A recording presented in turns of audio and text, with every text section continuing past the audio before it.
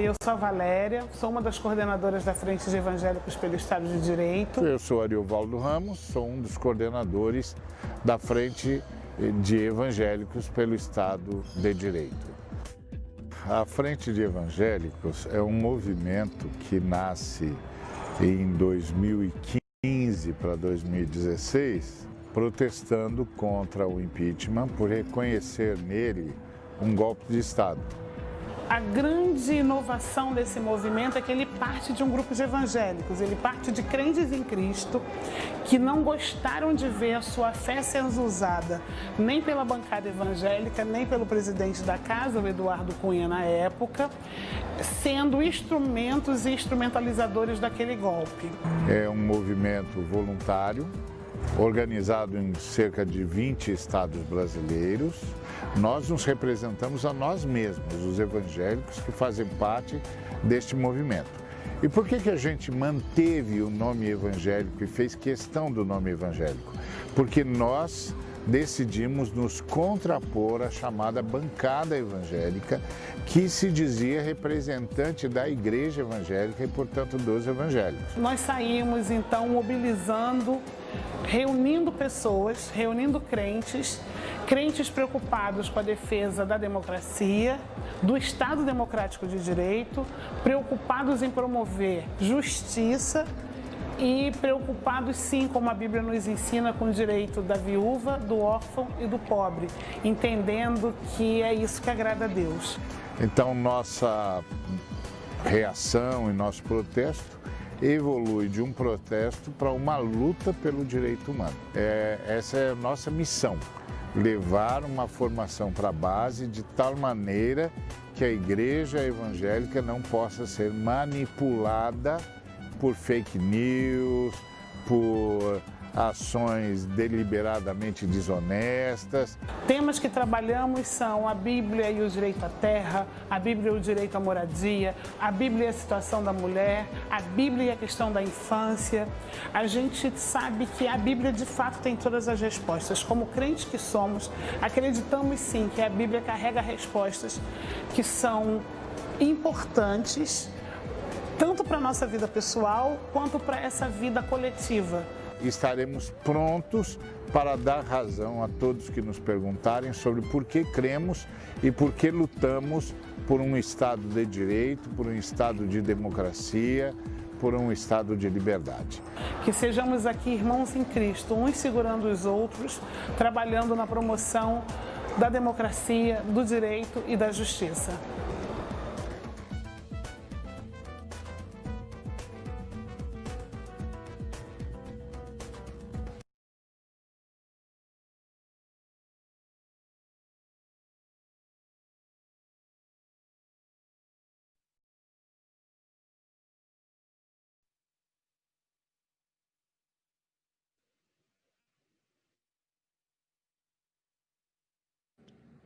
Olá, boa noite.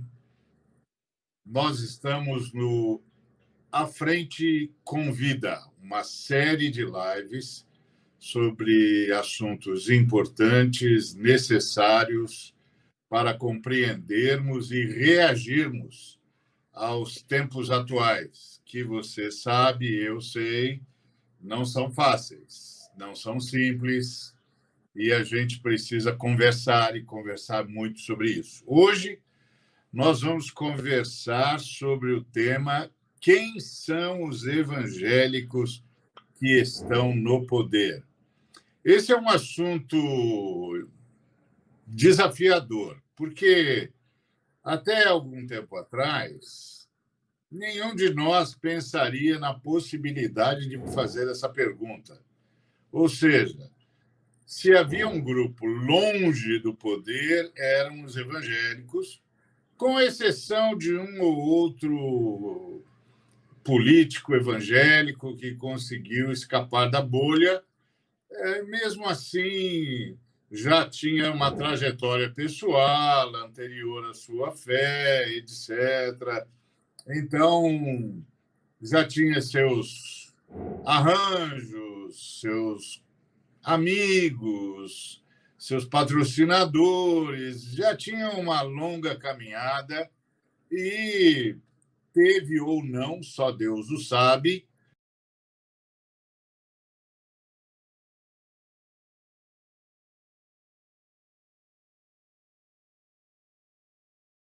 papel dos evangélicos, né? E aí eu vi muito quando o debate da Flor de Lis, né? Quando muitos disseram, a Flor de Lis não nos representa. A Flor de Lis, as atitudes dela não representam o evangelho de Jesus Cristo, o Nazareno, mas representa, sim, o pensamento de boa parte daqueles que se autodenominam como evangélicos, né? Os terrivelmente evangélicos. Será que se um kardecista ocupasse o posto maior, como a presidência da República, e dissesse, olha, a partir de hoje, todos os ministros só poderão ser ministros se forem terrivelmente kardecistas ou terrivelmente católicos, como isso representaria? Então, a gente precisa se colocar no outro. A empatia, sentir a empatia, a dor do outro, se colocar no lugar do outro, foi o que Jesus Cristo fez, né? Ele morreu por nós, e aí nós cremos muito que existe o evangelho verdadeiro, e as pessoas que se aproveitam da questão do evangelho, de ser evangélico para ganhar esse poder, é o que nós precisamos combater. Agora, no sentido do diálogo, é por isso que nós estamos aqui hoje, para dialogar e falar sobre o assunto, né? Eu acho que inicialmente seria isso que a gente gostaria de trazer. Muito bem. A Shirley chamou a nossa atenção para a profusão de pastores que agora começam o seu nome com o título. São, só para aguçar a curiosidade de você que nos acompanha, já se calcula um número de 82 mil candidatos, 82 mil candidatos em todo o Brasil, que já se apresentam como pastor fulano, pastora fulana, para pleitear um exercício, como disse a Shirley, público, ou seja, para o bem de todos, onde ele e ela serão tudo menos pastores, menos apacentadores. Não vai ter nenhuma relação eclesiástica, nada de aconselhamento, oração, expulsão do diabo, não vai acontecer nada disso. Ele vai enfrentar o diabo, mas em outras áreas de atuação. No entanto, ele vai aparecer, ou ela vai aparecer a partir do título. Pastores e pastoras que estão no poder. John, quem é essa gente, John? Tem essa turma que está postulando, como a Shirley chamou a atenção, que inclusive já carimbou a palavra pastor no nome, né? Então, você vai falar com um sujeito, você chama ele de Antônio, ele diz pastor Antônio. Pastor Antônio. Quem é essa gente, John? E tem gente no poder, né? Tem nos ministérios, tem dentro dos ministérios. Quem é essa gente? Boa noite, Ari. Boa noite, Shirley. Boa noite, pessoal da equipe que está aqui conosco, nos ajudando. Cláudio, Sandrinha, pessoal que está nos vendo. É um prazer enorme estar aqui com vocês. Eu penso, Ari, que antes da gente pensar o quem, a gente precisa pensar o como. Porque eles não surgem ex nihilo, eles não estão do nada acontecendo, é uma construção.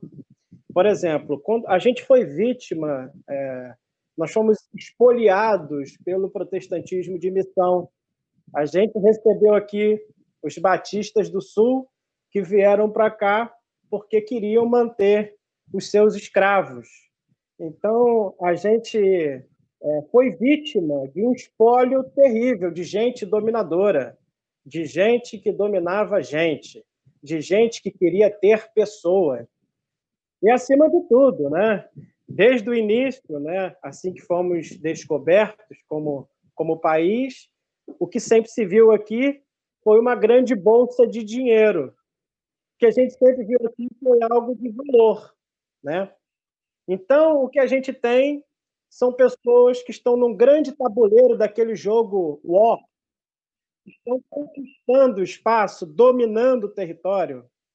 É esse tipo de pessoas que está formando a identidade do evangélico no Brasil. É óbvio que nós temos as intersecções, porque tivemos os nossos povos originários, tivemos os povos que foram escravizados, e tudo isso juntando uma grande fusão com os portugueses católicos, com os protestantes que vieram para cá. Então, nós temos uma grande fusão de gente que gera esse tipo de mentalidade dominadora, que sequestra, que expolia, que rouba, né?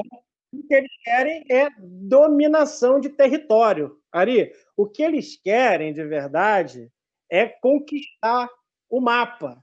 O que eles querem é ter uma peçazinha em cada espaço físico. O que eles querem é que na densidade demográfica de um país tenha, como nós temos hoje, com mais de 500 parlamentares, 20% praticamente de evangélicos. São 91 congressistas evangélicos. E quais são as pautas desse cara ali? Bom, em primeiro lugar, o pastor Marco Feliciano, ele me ofereceu na PL Lei 8099 que se deve ensinar o criacionismo nas escolas. O meu amigo, que você conhece bem, Eduardo Cunha, nosso amigo evangélico, né? Ele propôs no PMDB, ele autor da proposta que pune com pena de 1 a 3 anos de prisão quem discriminar heterossexuais, porque os heterossexuais são extremamente discriminados no país, né? Agora, nós temos um projeto também do nosso amigo deputado Anderson Ferreira, do PL, que vai dizer que há uma proibição de adoção de crianças por casais homoafetivos, né? Agora, Eduardo Cunha também é nosso grande amigo, né? Ele desarquivou um projeto que vai comemorar o Dia do Orgulho Heterossexual, né? Outros criminalizações de aborto, como nós vimos agora o Estado, de alguma forma, interferindo numa criança que foi estuprada de 10 anos, que aquela criança movendo a estrutura do Estado para poder impedir que uma criança de 10 anos que foi estuprada desse continuidade à gravidez, né? São pautas altamente identitárias, de domínio, que quer construir pessoas à sua imagem e semelhança, né? E da onde que vem isso? Vem da estrutura dominadora do cristianismo de missão, que invadiu o país, espoliou o país, desde os portugueses até agora. O que a gente tem que lamentar, né? Inclusive, né? O que a gente precisa chorar, inclusive, porque essas pessoas estão sendo dominadas, elas estão sendo espoliadas, elas estão sendo roubadas, né? Eu fui pastor em 2 comunidades pobres, 2 favelas, né? E aí, numa reunião de pastores, uma época, me perguntaram o seguinte: quanto que a sua igreja arrecada de dízimo? Eu falei, meu irmão, dízimo de quê? Como que você tira dinheiro do pobre? Não, mas se você não arrecada, você pelo menos tem parceria com algum político. Não, a gente não tem parceria com ninguém. O evangelho não se vende a essas questões. Inclusive, Cristo ele dá um grito, Jesus ele dá um grito de para, né? Quando, de alguma forma, no tanque de Betesda se transforma um ambiente em algo lucrativo para alguns, Jesus para com a palhaçada, manda o cara levantar, pegar a sua mão. Ele rompe esses sistemas de maldade, de perversidade. Então, a gente precisa pensar, antes do quem, em como que essas pessoas são formadas, né? E quais são as pautas que elas levantam. Se, de fato, elas estão se importando com a questão do pobre, que é uma questão que o Evangelho ressalta o tempo todo, se eles estão se perguntando o que está acontecendo, quem é o nosso quarteto da vulnerabilidade hoje, quem são aqueles vulneráveis que sofrem, quem são aqueles que, de fato, são afetados pelas maldades do mundo. Será que eles estão realmente se importando com isso?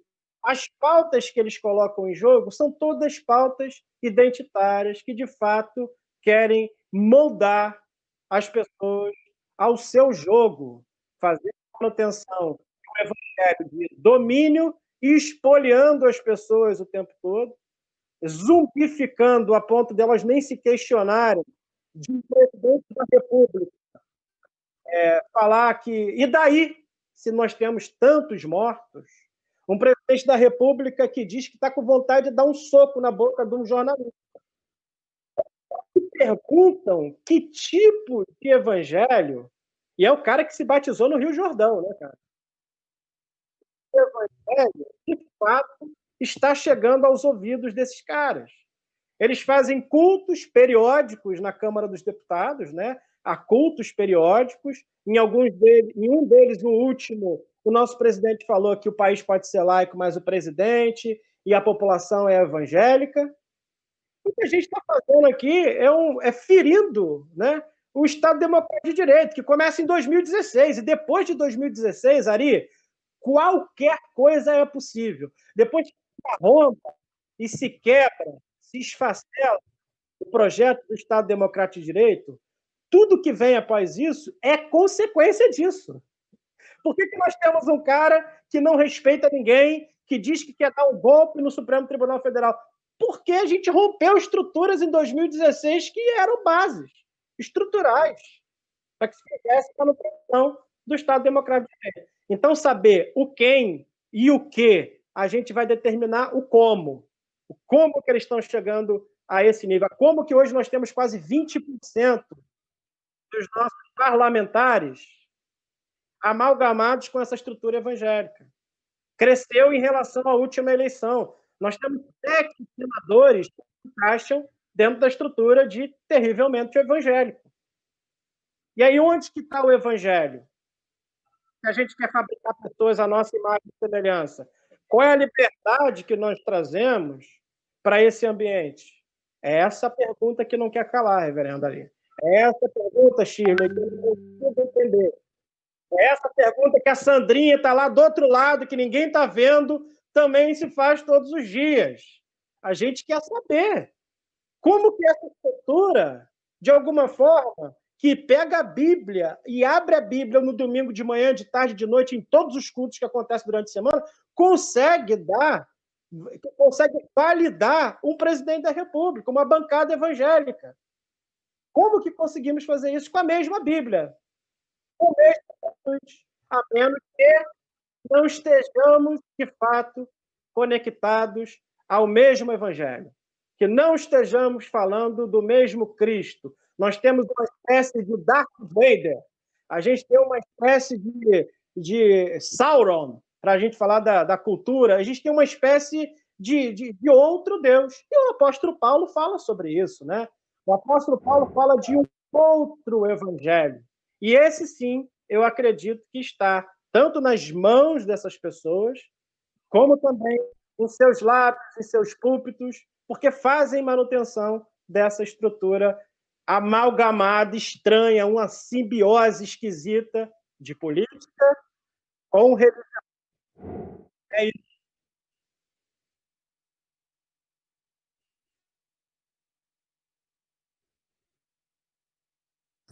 Eu anotei aqui algumas das coisas que vocês disseram, que tem a ver com o fato de que a gente que está usufruindo do crescimento evangélico, é notório que os evangélicos cresceram e exponencialmente, logo era inevitável que a gente conseguisse chegar nos estamentos do poder, é óbvio, cresceu, a população cresceu, passa a disputar espaço na construção do Estado, da sociedade, etc. Em todas as áreas. Nós temos, por exemplo, a própria Shirley, que é presidenta de sindicato, e é natural, é natural. O problema, segundo o que a Shirley fala e o John reitera, é a pauta desse pessoal.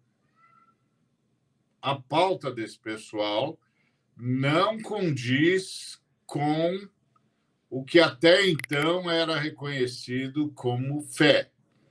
Embora o John disse que os batistas já chegaram escravistas por aqui. Então, quer dizer, a pauta... Como é que é isso? Mudou, não mudou? já chegaram escravistas. Aí você tem a Shirley, que é batista, tá certo? Que é justamente uma defensora dos direitos humanos, da libertação humana, etc, etc. O que aconteceu? Essa é a pergunta que eu queria já começar a fazer para vocês dois, e depois vocês ouvirão as perguntas que já apareceram no nosso chat e sobre esse tema. Quem são os evangélicos que estão no poder? O que aconteceu? É uma nova pauta ou sempre foi assim mesmo? Até porque o John está dizendo que os batistas já chegaram com esse problema. Nós é que acreditamos que era de outro jeito. Como é que é isso? Shirley.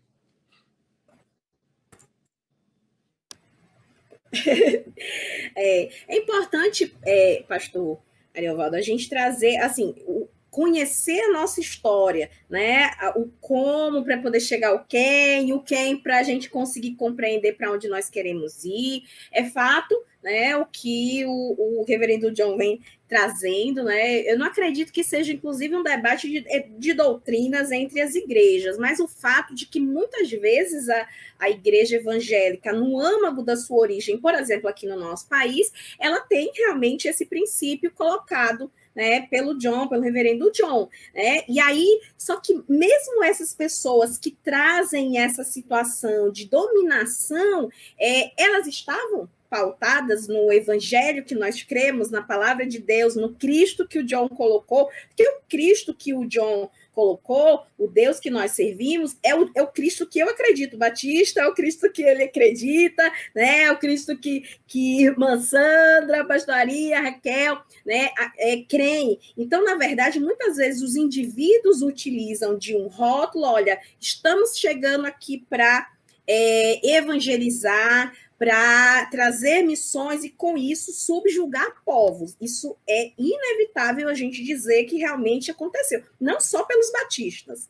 né? Não só pelos batistas, mas isso realmente aconteceu. O que nós precisamos compreender qual é a nossa essência, compreender qual é o nosso discurso, o que é que nós acreditamos e com que isso está alinhado. Então, se nós cremos que a palavra de Deus, que traz um Cristo que rompe paradigmas, como, por exemplo, a igreja primitiva, e aí quando eu falo isso, pessoal, tem uns que me dizem que eu sou sindicalista de Satanás, né? Eu já recebi esse tipo de coisa, né? Na época das eleições, era assim, o pessoal que era da minha própria igreja, né? E os outros iam lá e curtiam, né? Quando a gente traz o debate de que a igreja primitiva era o mais comunista que tinha, foi ela que iniciou. O próprio Marx, ele no livro dele, ele cita a igreja primitiva. As pessoas dizem, nossa, você está blasfemando contra a palavra de Deus, né? E a gente diz, tá, mas qual é a blasfêmia? Que a igreja primitiva repartia o que tinha, que a igreja primitiva, o único objetivo era o bem coletivo, né? Que não se criava você querer o bem individual, né? Que o diga Safira e Ananias, caíram no chão quando queriam pegar o bem individual.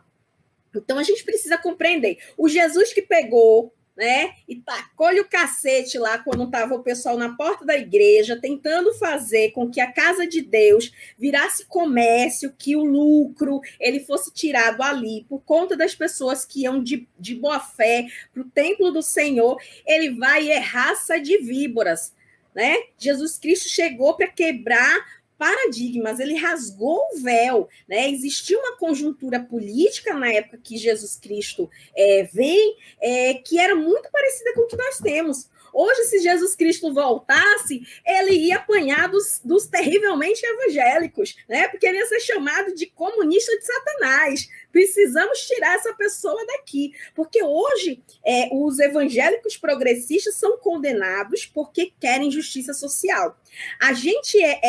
Quando a gente fala justiça social, parece que a gente está xingando um palavrão sem tamanho, assim, inominável. Se a gente fala em precisamos lutar pela democracia, a gente é apontado, nas ruas, olha, lá vai ela, tá vendo? Ali é uma pessoa que não é de Deus de verdade, né? Se acontecer algum problema na vida dela, é porque, olha, ela defende esse negócio de comunismo, justiça social. Então as pessoas não sabem nem o que estão falando. Quando a gente quer dizer que todos aos olhos do nosso Pai nós somos iguais e por isso não temos que ter a questão do racismo estrutural, é nosso dever combater. Quando a gente faz o debate da homofobia, da LGBTfobia, né, do machismo estrutural, do nosso patriarcado, quando Jesus, ele foi o primeiro a dar voz às mulheres, num tempo em que mulher não podia abrir a boca. Primeiro que falou lá com a mulher samaritana, coitada, quase cai dura, porque ninguém falava com ela. E vem Jesus, que as pessoas seguiam, e fala com aquela mulher que era discriminada. Então, Jesus rompeu com isso, né? Quem andava com esse tipo de discriminação, Jesus só tinha duas palavrinhas para dizer: raça de víboras, 3, né?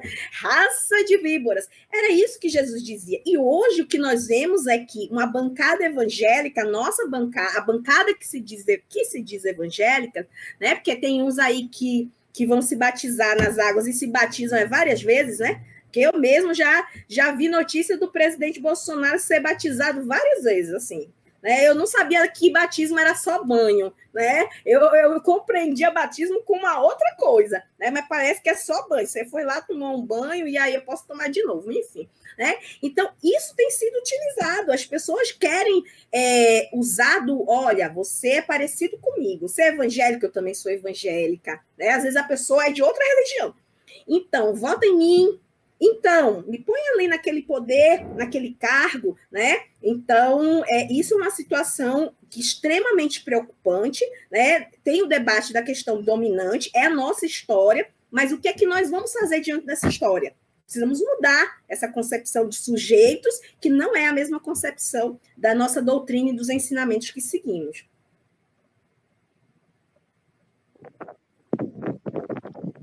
E aí, John? Fazer uma meia batismo é só banho mesmo?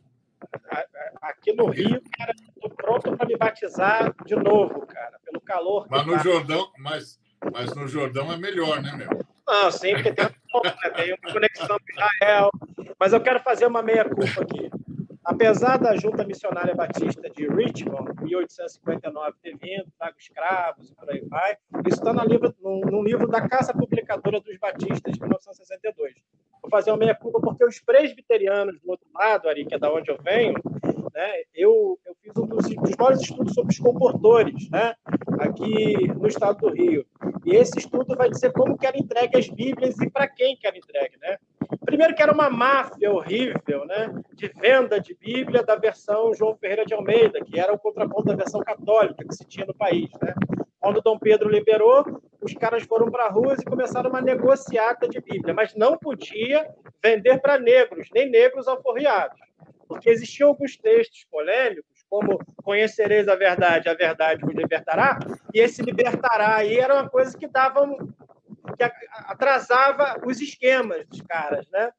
Se eles lessem também que o povo que vivia em escravidão no Egito, de fato, o seu choro, o seu clamor foi ouvido por Deus, e Deus decidiu os libertar do Egito, também causaria um problema.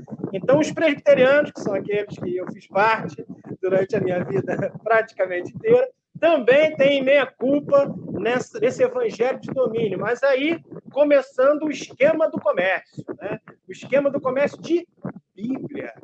E os caras mandavam capataz para bater em quem não pagou. A gente tem relatos inteiros nisso, né?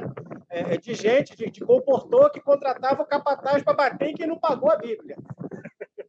Então, vamos fazer meia-culpa aqui junto com os batistas, porque a nossa herança, principalmente a herança dos reformados, é uma herança suja de sangue de escravizados, é uma herança de gente que valeu e se vale do privilégio até hoje, até porque quem que está na cúpula, pastor Ariovaldo, e Shirley, minha irmã, e a Sandra, maravilhosa, quem que está na cúpula do governo Bolsonaro como ministro são os reformados. Ele usou como massa de manobra os evangélicos neopentecostais e pentecostais, ou seja, é a base da pirâmide, né, do estamento, e o topo da pirâmide ele enfiou os reformados, né, cara? a gente vê que o governo Bolsonaro é o único que consegue conectar Marco Feliciano e Franklin Ferreira na mesma casa, no mesmo grupo de oração, né? Eles conseguem dar a mão junto no mesmo lugar. É um fenômeno incrível, um velcro incrível que o governo Bolsonaro tem. Então, cara, o que esse cara é, Ari? Eu não sei, mas eu sei que os evangélicos gostaram dele. Mas gostaram dele por algo que tinha dentro deles, antes de tudo. Eles não gostaram do Bolsonaro porque ele é um homem evangélico, porque é um homem culto, porque ele tem um bom trato, tem um traquejo para falar. Eles não gostaram do Bolsonaro porque ele é um homem que segue as diretrizes do evangelho, um homem piedoso. Eles gostaram do Bolsonaro porque, no fundo, algo dentro deles, uma perversidade ontológica, de alguma forma se conectou. Teve um match entre a personalidade da população que se sentiu injustiçada por uma convenção que aconteceu a partir de 2016, mas já estava acontecendo em 2014, e no final de 2013 com o movimento Vem para a Rua, 2014 com Fora Dilma, e em 2016 com o golpe de Estado, né, se fez perene no nosso meio. Então é um sentimento horrível que cada um ficou sentindo e que teve uma conexão, teve um match com esse tipo de governo que nós temos hoje. Então, no fundo, né, é uma resposta dos interiores de cada um, né? Porque o homem bom tira boas coisas do seu bom tesouro, né, cara? Mas a gente, infelizmente, por conta de toda uma narrativa que foi construída desde 2013, né? Aí a gente tem 2014, eleição, 2015 contesta-se a eleição, e em 2016 um golpe de Estado, né? Então, desde esse tempo, a gente já tem um sentimento brotando no coração das pessoas, Ari. A gente tem um sentimento brotando no coração dos evangélicos. E é uma narrativa que eles compraram. E você sabe, Ari, e quem está aqui presente comigo também sabe, que quando você tem apenas um lado da história, quando você tem apenas uma narrativa, é impossível a gente não ficar minimamente impactado. Quando você tem um país que está indo às favas por conta de um sujeito que disse que ia tumultuar o governo, como que você não se sente ofendido? A gente precisa entender o lado dessas pessoas que se conectaram com esse estilo gospel, né? Que não tem nada a ver com Godspell, mas tem a ver com o subproduto que a gente criou da cultura e do evangelho. A gente tem que perdoar, mas a gente não pode mais se misturar. A gente não pode mais tolerar, né? Chegou um tempo em que a gente determina qual é a nossa posição. E esse tipo de governo dominador, esse tipo de escravidão que parece que está jogando war, né? Dominação de pessoas, de corpos, de mente, a gente não aceita mais. A gente não aceita mais um sujeito dizer que o que tem lá é representação dos evangélicos. Espera aí, não é. Não é, não. E aí, sim, nós temos, talvez o que pode ser o próximo assunto, Ari, bancadas que têm se reunido, Ari, de homens, de cristãos, de progressistas, de gente envolvida com a igreja, mas que não tem nada a ver com esse povo, com essa situação. É gente que se levanta para tentar disputar uma narrativa. É gente que se levanta e diz, não, peraí, a gente não é assim. Com a gente não é assim. Não é esse evangelho que a gente crê. Então, eu acho que é esse cenário que talvez a gente vá enxergar nessas eleições. E a gente vai ter mais ou menos a impressão do que vai acontecer aonde? Em 2022, Ari. A gente vai olhar para essas eleições e a gente vai ter um prospecto do que pode acontecer em 2022.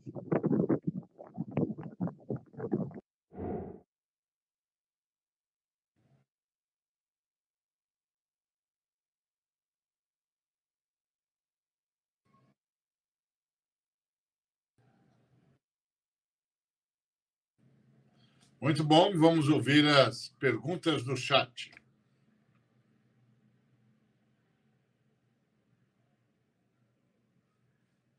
Está sem som. Então, boa noite a todos.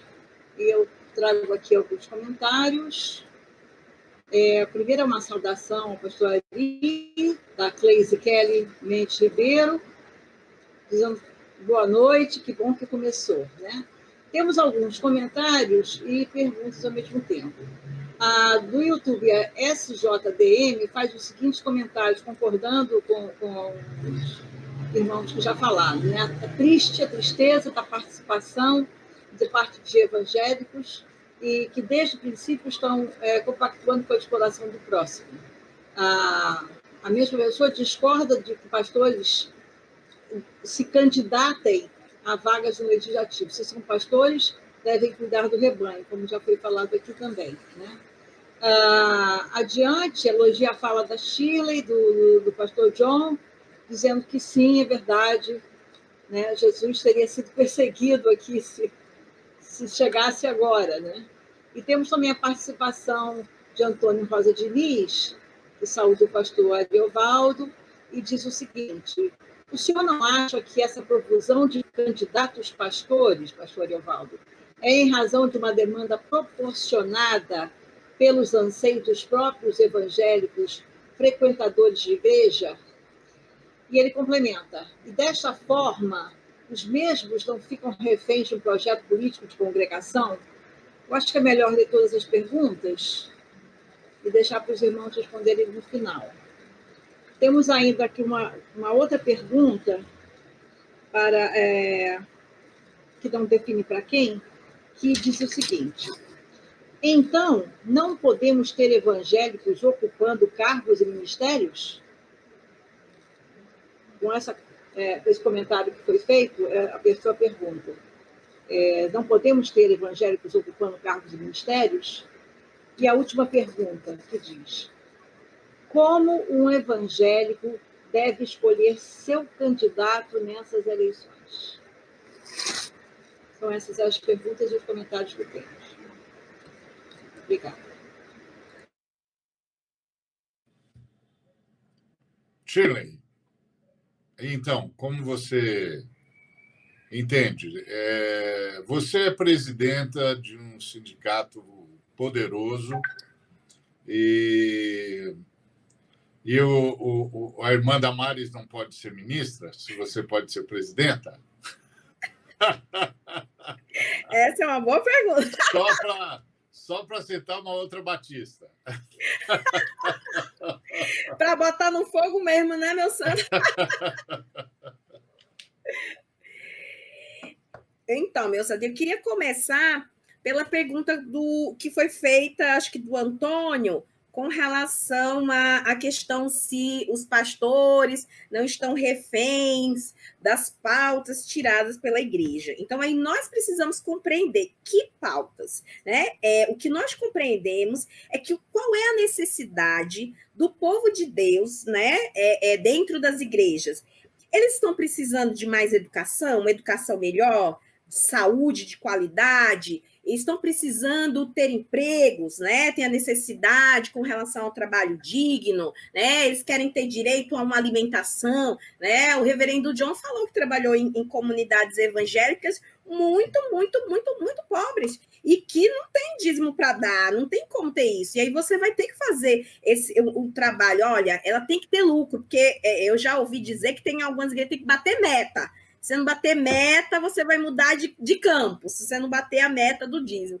Então, o que a gente tem que se perguntar é que pauta é essa que se diz que é a pauta das igrejas. Porque o que nós estamos vendo é passar legislações que facilitam o desmatamento, que facilitam a gente ter aí a tragédia, como nós estamos vendo no Pantanal, porque, né, nos manguezais, a gente acabar com a terra que o Papai do Céu nos deu para ser mordomos, né? Essas legislações apoiadas pela bancada dita evangélica, que está bem ao lado da BBB, né? A bancada do boi, né, e da bala, né, e da Bíblia. Imagine só, Jesus vendo isso, que o povo dele é assim, a bancada da Bíblia, do boi e da bala. Sinceramente, não consigo nem imaginar isso. Mas aí que pauta é essa? Porque a pauta do povo de Deus nas igrejas é querer mais direito, querer ter acesso à garantia dos seus direitos, saúde, educação, trabalho, essa é a pauta. Então, se essa é a pauta, quando esses pastores ou irmãos que utilizam, né? Faz parte, né? Não é deputado Ariovaldo, é deputado pastor Ariovaldo, né? É desse jeito que muitas vezes acabam utilizando, faz parte, passa, né? Deviam botar no RG, CPF, né? Não é a pauta que eles levam, de uma educação justa, de qualidade, não é essa pauta, não é essa a necessidade das igrejas. Se a gente fosse fazer uma assembleia, e os batistas são bem assembleanos, viu? Se fosse fazer uma assembleia, olha, vamos escolher as prioridades. Eu tenho certeza que não ia ser botar a arma na mão de criança, né? Que não ia ser desmatar a nossa Amazônia.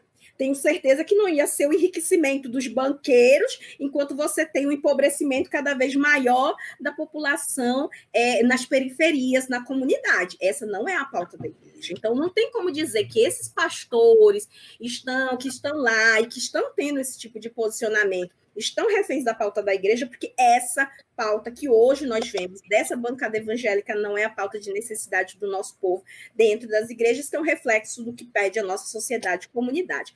A segunda coisa é, se não é evangélico, o evangélico não pode ser, pelo contrário, meus santos, nós estamos numa disputa de narrativas, o reverendo John trouxe isso, existem muitas santas e santos honestos, que comungam com a questão de justiça social, de trazer um benefício para a sociedade e que precisam se candidatar. Porque se a gente tiver o discurso, ratificar o discurso de que só quem está na política é corrupto, é só esses aí que vão sobrar. É só isso, porque só eles têm a capacidade de, com a cara de pau, roubar e continuar no poder pedindo voto. Precisa o nosso povo de Deus, que conhece a palavra do Senhor, que conhece os ensinamentos de Jesus Cristo, e ocupar esses espaços para poder fazer o que esses ensinamentos colocam, que é a justiça social, que é a democracia, que é combater essas desigualdades que nós temos, é cuidar da nossa terra e da nossa natureza, entendeu? Então, esse é o debate. Então, se a Damares Batista, ela vier com essas pautas, aí não tem problema a Damares estar no poder, mas não é essa a pauta que a Damares ela traz de combate às desigualdades, muito pelo contrário, é o acirramento dessas desigualdades, é que os mais desvalidos continuem sem os seus direitos, e isso realmente é muito preocupante, e aí nós precisamos ter posição, sabe por quê? Né, pastor Ariovaldo, irmã Sandra, irmã Kátia, e reverendo John, porque o que é morno, Deus vomita. A gente precisa ter posição. A gente não pode comungar, porque já dizia Martin Luther King, né, que quem comunga com o mal e não faz nada, quem vê o mal e não faz nada, coopera com esse mal. Se nós estamos vendo que isso está acontecendo, nós precisamos nos manifestar, porque foi isso que Jesus fez o tempo todo, quando aqueles que eram injustiçados se apresentavam, era ele a voz que se levantava para poder ir em socorro deles. E o que nós estamos fazendo como seus discípulos? Porque a gente está falando como se fôssemos os fariseus, o advogado que está do outro lado, de acusação. E esse não é um papel que nos cumpre, né? O nosso papel é outro, completamente. Então, sim, devemos ocupar espaços em qualquer lugar, né? Inclusive nesses espaços de poder, mas com pautas para a sociedade e para qual é o cerne daquele cargo. Então, se você tem um cargo público para o bem da sociedade, é para o bem da sociedade, e não para o bem apenas dos seus, né, do seu celeiro, do seu curral eleitoral, e por aí vai. Então, assim, a Damares pode também, se ela quiser, pode ser presidente de uma federação, não tem problema, desde que a pauta seja em benefício da sociedade e do próximo. Muito bem, John. E aí? Cara, Ari, tem um processo de sedução em jogo, né? Os liberais, eles surgem com um projeto de sedução. Eles surgem com um projeto de sedução. E a gente está seduzido, né? Tanto que elegemos, né? Você vê Minas Gerais, o mal do Brasil, Ari, é a volta da fome. Em 2019, a gente tem mais de 3 milhões entrando no mapa da fome. A gente tem 10 milhões de pessoas vivendo em miséria extrema, sendo que 7 milhões de pessoas estão nas grandes cidades. Então, a pauta que importa no Brasil é a correção das injustiças sociais. É aqueles que têm como base, né, como estrutura e base do seu mandato, as correções dessas injustiças. Pra você ter uma ideia, se a gente tem 10 milhões de pessoas em situação de pobreza extrema e 7 milhões estão nas cidades, a gente está tropeçando em gente pobre e não está vendo. Então, as pautas que são necessárias da gente colocar, né, dessas pessoas aderirem, né, são as pautas que cuidam do pobre, são as pautas que, de fato, se importam em corrigir essas injustiças sociais. E existem partidos que não têm o mínimo compromisso com isso. Eles estão achando que o livre mercado, num país com abismo social, uma coisa a gente falar de capitalismo na Dinamarca, em que a renda per capita é $65. Outra coisa a gente falar de capitalismo no Brasil, em que a renda per capita é $8,25. Não dá para falar da mesma coisa. Nós temos capitalismos diferentes. Uma coisa é a gente falar de projetos sociais na Noruega. Outra coisa é a gente falar que no Brasil, na Ilha do Marajó, a diferença entre a vida e a morte é R$70 para comprar 30 quilos de farinha. Então, não dá para a gente apoiar, obviamente, pessoas que não têm compromisso algum com o pobre, que não têm compromisso nenhum com quem sofre, que não têm compromisso com o que as pessoas têm na mesa para comer. Então, qualquer candidato que faça o pobre comer um pouco melhor, ter um pouco mais de mistura, como dizem por aqui no Rio de Janeiro, no prato, esses são aqueles que a gente tem que apoiar de maneira integral, e apoiar mesmo, né? E aí a gente fala, mas não pode trazer para os púlpitos para fazer propaganda. Não, a gente não faz isso. A gente prega o Cristo ressuscitado, que é escândalo para um lado e a loucura para o outro. Mas a gente tem que entender, saber, estar consciente de quem tem pautas que trabalham contra a correção dos abismos sociais, pessoas que trabalham contra, de fato, o pobre, aquele que tem fome, aquele que está lá nos 7 milhões que eu disse, que nós estamos tropeçando no pobre na rua. Eu estava indo para São Paulo, Ari, num lugar que provavelmente você conhece, que é ali o Mackenzie, né? Você conhece aquela área. E eu vi alguns papelões inclinados nos muros e as pessoas dormindo naquele lugar. Ali, perto, no Mackenzie, você desce aquelas ruas ali, você está nos melhores restaurantes de São Paulo. Você tem ali do lado um shopping incrível. Só que ao lado você tem gente dormindo debaixo de um papelão, cara. E isso para a gente está normal. Então, a gente, né, você respondendo acerca da política, é uma narrativa que a gente precisa disputar. Eu acho, sim, que se qualquer pessoa que se vincule a um partido, ou a um projeto, ou a uma bancada que, de fato, sinalize as correções das injustiças sociais, que se comprometa em corrigir a questão da fome, em resolver o problema, em botar comida na boca do pobre, sim, essas pessoas merecem a nossa atenção. Só que nós, como cristãos, nós somos sempre oposição, porque não estamos aliados a governo nenhum. Nós somos oposição, nós cobramos, nós fiscalizamos, né? Não tem como amalgamar as coisas, não tem como me comunicar politicamente, sendo que eu, pastor John, eu falo de um reino que não é desse mundo, mas nesse mundo tem gente lascada, tem gente sofrendo. Então, nós somos oposição a qualquer governo, mas apoiamos todos aqueles que, incutidos da ideia do Cristo, carregando o evangelho nas suas canetas e não no seu bolso, a gente, de fato, apoia essas candidaturas. Agora, liberalismo econômico, partido que tem cor laranja, meus irmãos, sai correndo que é cilada. Não tem a música do Raça Negra, né? Que é cilada? É cilada. Porque é gente que tem um compromisso com uma elite, que está devorando os pobres, que escraviza os pobres, que coloca a gente como commodity, e a gente não pode aceitar isso. Não pode.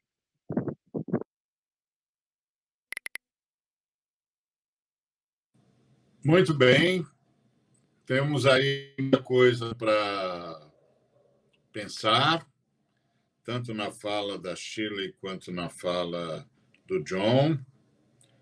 E o desafio está posto, nós temos gente no poder, como a Shirley disse, as pautas estão todas equivocadas, então elas não deveriam sequer ser mencionadas por evangélicos, até porque, como disse o John, os evangélicos estão ao lado dos que não têm voz e que não têm vez, e, portanto, estão cobrando justiça social. Mas os que estão no poder, e talvez a pessoa que me perguntou tenha alguma razão, eles estão lá porque satisfazem certos anseios, que o John chamou de uma maldade ontológica. Então, o sujeito não nasceu de novo mesmo. Como o John é presbiteriano, os presbiterianos levam esse negócio muito a sério. Tá certo? Os calvinistas levam esse negócio muito a sério. Você não foi eleito. Então, talvez seja isso, hein, John? Eles chegaram à conclusão que não foram eleitos de um jeito, foram se eleger de outro, né? Então... Mas eles estão aí, ocuparam ministérios. Sua turma tá no poder, John. Sua turma está no poder. Só você não foi, não sei por quê. Então, é uma situação muito, muito angustiante que nós estamos vivendo. E talvez o irmão que me fez a pergunta esteja certo, é isso aí mesmo. É o anseio do povo evangélico. Não há dúvida de que a gente sempre vai votar em quem a gente confia, ou pelo menos encontra boas razões para confiar, e não é, obviamente, de se espantar que a gente ache que pode confiar naqueles que creem do mesmo jeito que a gente crê, que têm as mesmas convicções que a gente tem. É natural isso. Tem que tomar um cuidado muito grande para que aqueles que a gente acha que se parecem conosco se pareçam mesmo, isto é, se a gente se parece com Cristo, se pareçam mesmo com Cristo. O desafio está dado. Nós vamos enfrentar eleições agora, então eu quero encerrar pedindo tanto a Shirley quanto o John que façam as suas considerações finais, trazendo uma palavra de sabedoria para o pessoal que vai continuar votando e tem de continuar mesmo.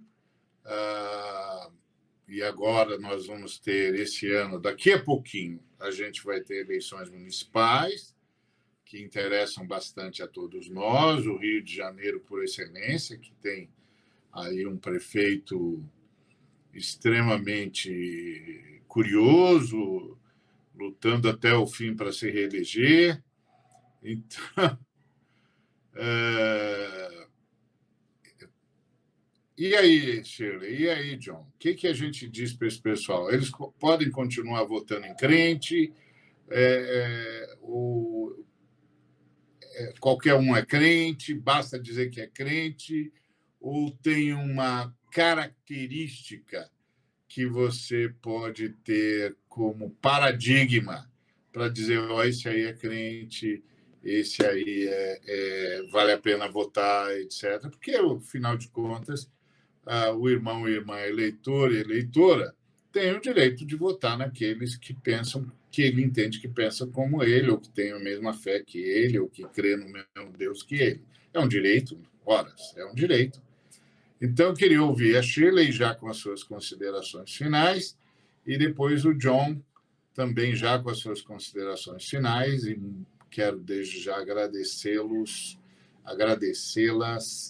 por terem estado aqui conosco, agradecer a Sandra e a Raquel que nos acompanham, o Cláudio que nos ajudou na técnica, e agradecer a todos e irmãos e irmãs que nos acompanharam nessa live, que é a primeira de uma série chamada A Frente Convida. Shirley. Então, amados, é muito bom estar aqui com vocês, realmente um debate muito enriquecedor, né? Não houve rivalidade com meu irmão presbiteriano, meu primo, está no coração, né? Mas o que nós precisamos fazer, nós batistas, né? E boa parte da comunidade evangélica tem muito com a Bíblia, né? Como ser um norteador de fé. E aí eu lhe digo, antes de mais nada, aos meus santos e minhas santas que estiverem ouvindo e querem saber, nossa, como eu vou fazer com voto? Eu não tenho que votar em outro evangelho. Primeira coisa, meus amados, examinem a palavra. Né? O maior exemplo de todos sobre quais as pautas, né, as amadas e os amados devem estar se debruçando para que o seu candidato tenha, são as pautas que Jesus Cristo levou. Né? As pautas que Jesus Cristo levou precisam ser examinadas. Combate à injustiça social, o direito à alimentação, o combate ao preconceito contra as mulheres, né? Eu gostei muito de quando o pastor Ari falou, nós estamos aqui nesse mundo para dar voz aos que não têm voz, aqueles que são calados cotidianamente, né? Porque existe uma majoritária que diz, olha, eu tenho o direito de dominar você, e não foi para isso, né, que nós viemos a esse mundo, para dominarmos uns aos outros, porque somos iguais aos olhos do Pai, né? E aos olhos da Constituição, da nossa Constituição brasileira. Então, quando você quiser analisar, a primeira coisa, veja, eleja qual é a pauta, o que você quer. E aí você visualize, se tiver um irmão ou irmã, quem quer que seja, que esteja pleiteando, comunga, são essas pautas que querem levar, né? Eu falo sempre isso para a minha categoria, por exemplo, a enfermagem. Muitos dizem, Shirley, nós temos que apoiar qualquer enfermeiro, qualquer técnico ou auxiliar de enfermagem que esteja pleiteando espaço no Congresso, porque precisamos dominar, precisamos estar lá, precisamos estar no meio dos debates. E aí eu sempre digo, então, colegas, mas se eu eleger uma pessoa ou votar numa pessoa apenas pela categoria profissional e não pela pauta que carrega e que nos represente, o meu voto foi jogado fora. Eu posso estar contribuindo com algo que nos prejudique, como aconteceu.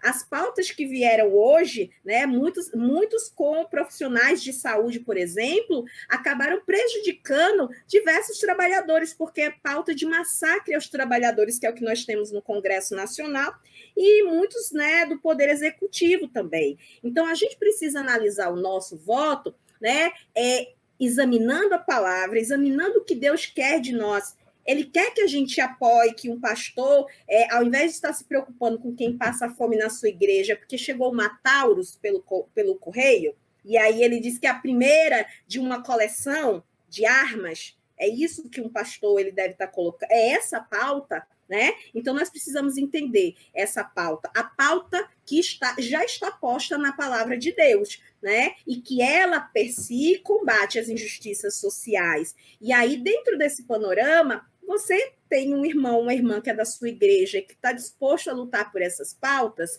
né? Daqueles que seguem a Cristo verdadeiramente e merecem a sua confiança, são pessoas que são ditas honestas. Então, sim, meus amados, vocês podem se inclinar. Agora, estudem, examinem. Muito fake news, até as próximas eleições, vão ser lançadas. Então, procure saber o que é verdade, o que não é verdade. Não é porque está em todos os lugares, espalhado em todos os lugares, que vai ser verdade. Porque foi assim que espalharam que Jesus Cristo era o criminoso que deveriam soltar a Barrabás.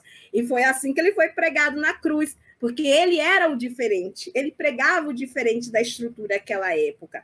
Então, a gente precisa examinar, né? E, no mais, a gente apela, né, para todos os amados que tenham posição, né? Que realmente ocupem o seu lugar de fala, o lugar de fala ao lado dos ensinamentos de Cristo. Né? Se nós somos verdadeiramente essa essência, né, precisamos nos manifestar. Não podemos nos calar diante de injustiças. Precisamos nos lembrar que Jesus falou que nós deveríamos amar ao próximo como a nós mesmos. E aí, como é que isso pode acontecer se a gente sequer olha para o lado e vê o que o nosso próximo está falando? Ou passa por cima, como o reverendo John falou, muitas vezes a gente tropeça nas pessoas que estão necessitadas como se elas não existissem, porque o que importa é eu ter o celular, o iPhone do ano, né? Então, a gente tem que rever as nossas prioridades e ter posição. Nós não podemos ser o morno que Deus vomita, né? Nós precisamos estar alinhados com as pautas que seriam de Jesus Cristo se ele hoje estivesse aqui entre nós. E ele está, através da sua palavra, né? Então a gente pede, né, faz esse conclame ao nosso povo, a todos que nos escutam, porque muitas vezes somos colocados todos como iguais, né? Não, pensamos diferente. Né? Pensamos diferente. Não há esse discurso. Todo discurso de 100% é um discurso equivocado. Né? Toda generalização ela é equivocada. Né? Por isso é preciso refletir. No mais, agradecer mesmo. Foi muito bom estar com todos vocês. Né? Para nós, um aprendizado muito grande. Né? E ficamos felizes de poder estar fazendo parte desse debate, né? Que nós divulgamos, inclusive, no controle social, e que o pessoal ficou maravilhado lá no Conselho Nacional de Saúde por a gente estar trazendo essa pauta, que vence a hegemonia do discurso que tem se aplicado à bancada evangélica ou aos que se dizem terrivelmente evangélicos. Né? Obrigada.